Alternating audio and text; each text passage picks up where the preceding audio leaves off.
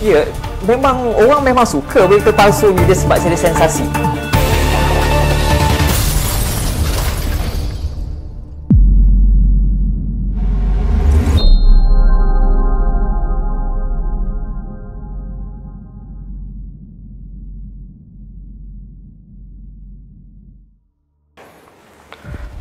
Hari ini kita melihat anak muda semakin gairah untuk share, kongsi dan sebagainya. Saya anggap tu semua kerja-kerja haprak, kerja-kerja selekeh.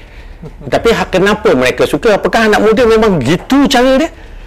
Ya, saya ingat biasalah orang muda ni dia suka share ni biasalah. Cumanya kadang-kadang Cik Ainul bagaimana kita nak didik dia share benda-benda yang baik.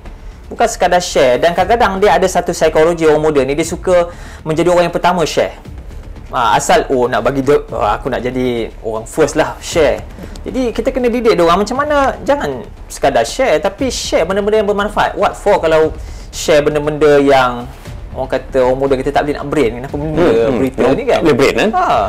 Tapi soalan anak muda hari ni, mereka suka tengok berita-berita yang aku suka baca tajuk tetapi aku tak baca isi. Tapi mereka bila baca tajuk, mereka terloncat, terus share. Jadi apa isu-isu tu? Apakah MPM melihat benda tu satu penyakit dalam teknologi? Macam mana? Saya ingat satu penyakit sebab saya pun kena 3-4 kali juga orang baca tajuk. Dah lah wartawan dia twist saya punya kenyataan. Kemudian rakyat kita ni, tak semua, sekali lagi kita jangan generalize, tak semua, tapi kebanyakan hanya membaca tajuk dan melompat. Sebab itu kena ada di situ adalah masalah tak ada pemikiran kritis. Dia tidak ada critical thinking yang dan tidak ada budaya untuk semak berita dan malas membaca bagi saya.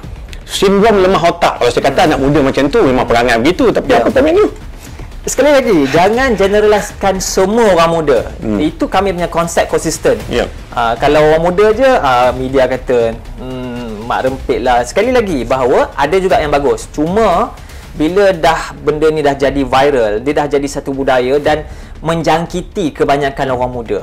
Tapi saya tadi nak kembali balik. Saya kata sindrom haprak ni dalam media sosial. Tapi tadi Julfitri bagi tahu saya tak semua begitu. Tetapi yang bagus ni kenapa tak bantu untuk selesaikan isu ni? Kenapa itu masalahnya? Kenapa tak selesaikan masalah? Jangan kongsi berita palsu. Kenapa? Itu masalahnya sebab biasa kita dengarkan bahawa kejahatan tu akan berterusan bila orang baik senyap.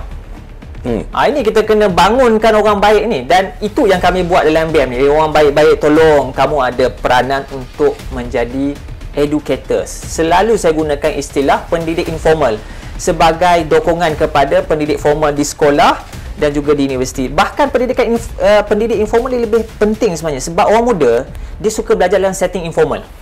Dia takkan banyak belajar dalam kelas. Sebab itu Pak Nasir, Perdana Menteri Indonesia pertama sebut, dia kata pemimpin tidak lahir dalam bilik kuliah. Pemimpin lahir di tengah-tengah masyarakat, dan tengah-tengah masyarakat ini adalah pemimpin belia yang buat aktiviti mendidik masyarakat. Tapi saudara Julfitri, hari ini kalau kita tengok ialah info yang diberikan dalam media sosial ni tak cukup.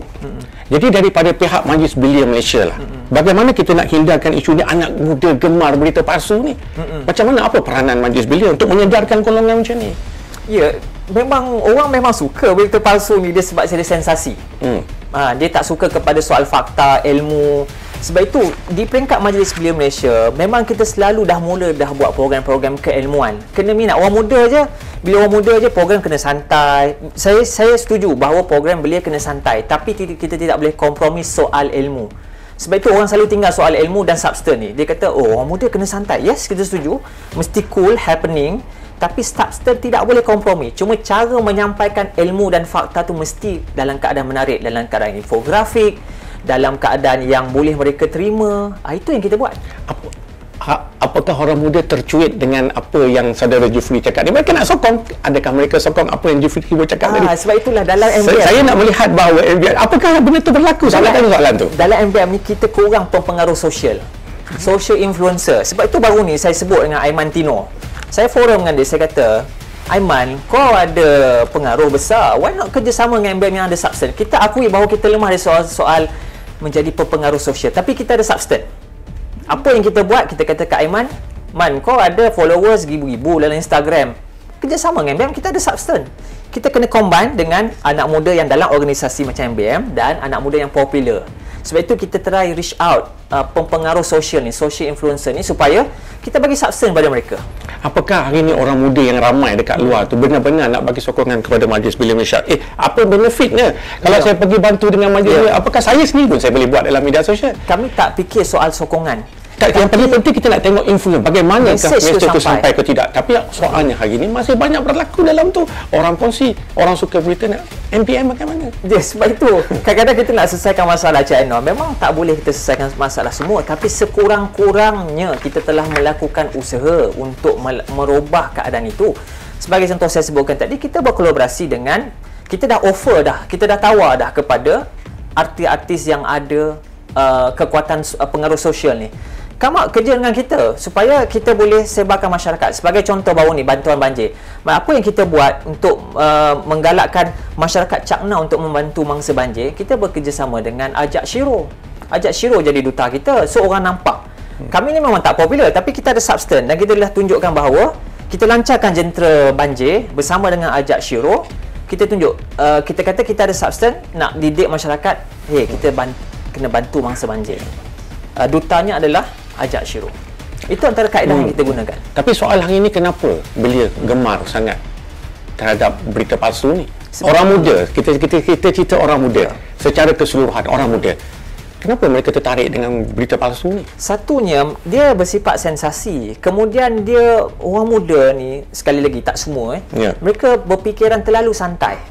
Dia tak suka benda-benda berat. Ini satu penyakit bagi saya yang kita kena tangani.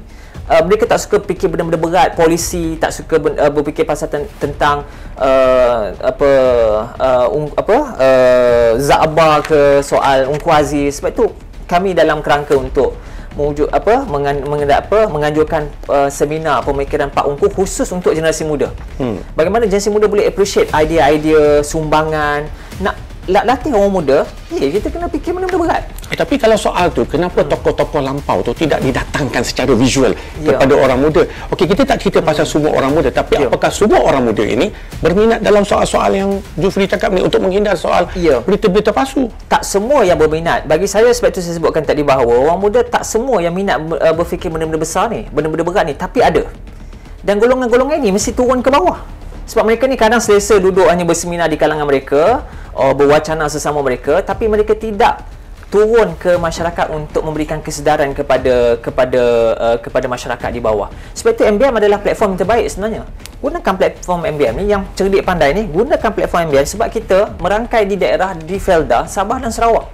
Kita perlukan ramai orang yang ada kesedaran ni. Tapi masalahnya, dalam MBM tak ramai orang berfikiran macam tu. Saya tak ada jawapan untuk stop bila, tapi bagi saya kita harus terus. Soal pendidikan ni dia soal berterusan dan dia punya hasil adalah jangka panjang.